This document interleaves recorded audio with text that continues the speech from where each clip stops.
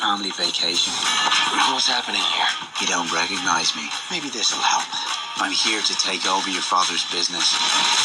Who the hell is he? He's a ghost from my past. More secrets, Stan? You're unbelievable. Hello everybody, welcome back to Screenstars. I'm here today to bring you my review for the 2025 action comedy sequel, The Family Plan 2. The film is directed by Simon Kellan-Jones and it stars Mark Wahlberg, Michelle Monaghan, Kit Harington, Zoe Colletti and Van Crosby. Now this is the sequel to The Family Plan that came out a couple of years ago, a film that I watched and reviewed on the channel. We now follow the Morgans once again. Mark Wahlberg is an ex-agent who is trying to put his past behind him. He is a dedicated family man, and as we saw in the last film, his past caught up with him in the last film and he had to go on the run. Well, essentially the same thing happens here. This time they head off to London for Christmas to spend with the daughter, Nina, who is studying in London. So they get to London and Matt Wahlberg thinks he kind of runs his own security company. So he thinks he's going there to kind of assess the security of a bank. He gets to the bank. He is met by Kit Harington's character, Finn Clark, but also turns out to be someone from his past, essentially a half-brother, who wants to take over their father's crime network after their father has passed away. And he is going to do that by any means necessary, even if that means taking out Mark Wahlberg and his family. Mark Wahlberg's Dan Morgan is not going to stand for this, so he has to protect his family at all costs, and they all have to come together to ensure that they survive. Right, what are my thoughts on The Family Plan 2? Well, this is one of those films where you kind of think, did we really need a sequel? The first one was a streaming film anyway, Apple TV streaming film. So you can't really judge how well it does, a streaming film, because obviously you've not got box office numbers to go on. I mean, you just kind of get streaming numbers. What does that really mean? Not a huge amount, I suppose, in a lot of ways. Now, while I do remember the first one, and I remember, thinking it was perfectly serviceable and watchable from what I remember, it's not one of those films where you kind of think, ooh, a sequel would be good. Especially when the sequel that you get here is very similar to the first film, from what I remember. Now, the first film, I don't think was massively memorable. I can just remember some beats of the film, sort of thing. And I always think films like this, where the audience demand maybe isn't there for a sequel, in a sense of, oh, that was such a brilliant film, I really want a sequel for that. So the anticipation's there. I think we could have done with a recap at the beginning of this film. I mean, I watched the first film, I remember bits of it, I reviewed it, quite enjoyed it, but I couldn't remember a huge amount of the film, so we could have done with a bit of a recap, I think. Just a couple of minutes of a recap. And while the film is, at times, incredibly, I don't know what the right word is, cheesy, and some of the dialogue is cringeworthy.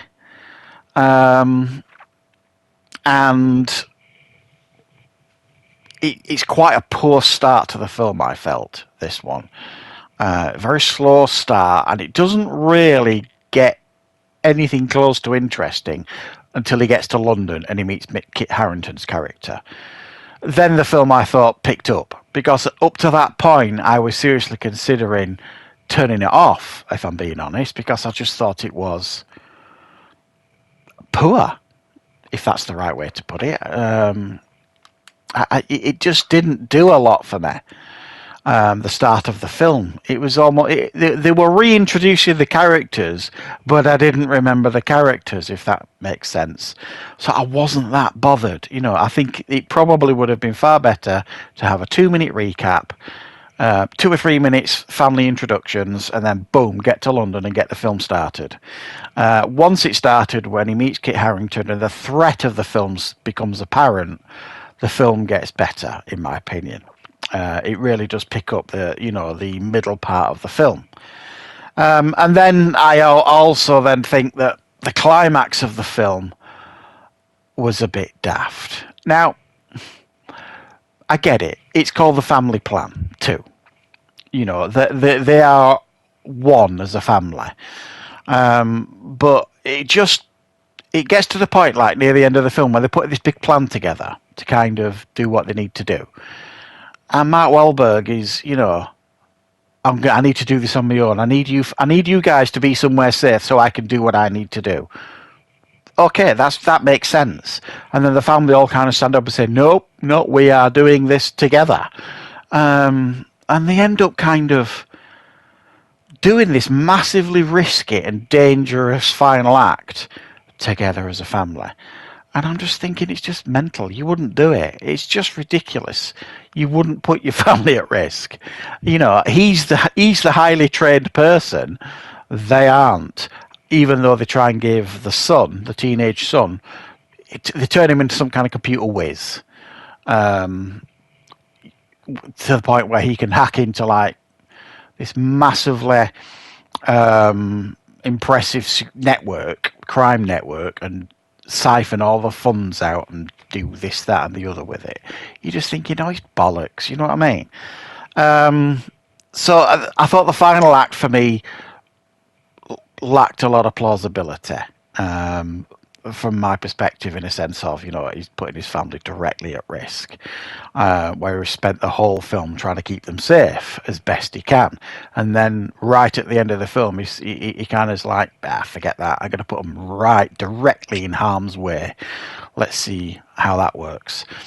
But I mean, beyond those silliness things that I've talked about, the obvious stuff that just kind of make you roll your eyes a little bit, there's definitely a competent film here with some fun action sequences.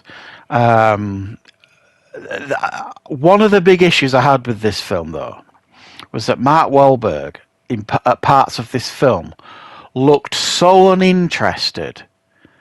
It was unbelievable. It was like he was there, but he wasn't. The lights were on, but nobody was home. And this happened certainly at the beginning of the film and in other parts of the film as well. Don't know if he was not interested in doing this film, if he was contractually obliged to do it or what, but I just didn't buy his performance for the most part. I've said this before, I'm not the biggest fan of Mark Wahlberg.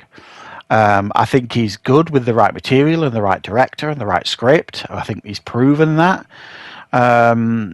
But when it's kind of generic, churned out movies like this, it seems like he is just not interested. Well, he certainly didn't feel like it in this one, to me anyway, for chunks of the film. So, despite the flaws of the film and the negatives, there is still at the very core an entertaining movie here, an entertaining family movie that is set at Christmas, so it is a little bit Christmassy. It's something that the family might want to watch together and have fun. If you've seen the first one, you probably will get something out of this one. For me, I thought it felt a little bit tired, a little bit generic, and a little bit unnecessary. It was my overall feeling of the film. So thanks for joining me, guys. I hope you enjoyed this review. I certainly hope you found it useful. I will, of course, be back with plenty more content on the channel very, very soon.